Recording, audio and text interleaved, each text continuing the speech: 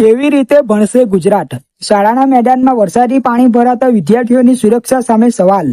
ભરૂચના ગાયત્રીનગર વિસ્તારમાં આવેલી ભરૂચ નગરપાલિકા સંચાલિત નગર પ્રાથમિક શિક્ષણ સમિતિ હેઠળની ગાયત્રીનગર પ્રાથમિક મિશ્ર શાળાની દયનીય સ્થિતિ સામે આવી છે.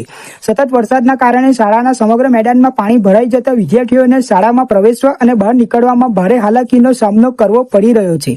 શાળાના મેદાનમાં વરસાદી પાણી લાંબા સમય સુધી ભરાયેલા રહેતા બિનજરૂરી જંગલી ઘાસ પણ ઉગી નીકળ્યા છે. પાણી ભરાવા અને જંગલી ઘાસના કારણે ઝેરી જીવજંતુઓ તથા સાપ જેવા પ્રાણીઓ નીકળવાની આશંકા વ્યક્ત કરવામાં આવી રહી છે, જેના કારણે નાના બાળકોના જીવ ઉપર જોખમ ઊભું થયું છે. વાલીઓમાં પણ આ સ્થિતિને લઈને ચિંતા વ્યાપી છે.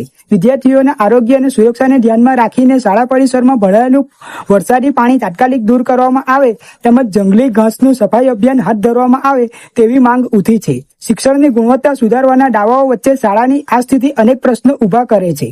વિદ્યાર્થીઓને સુરક્ષિત અને સ્વચ્છ શૈક્ષણિક વાતાવરણ ઉપલબ્ધ કરાવવાની જવાબદારી સામે તંત્ર કેટલું ગંભીર છે તે હવે જોવાનું રહ્યું.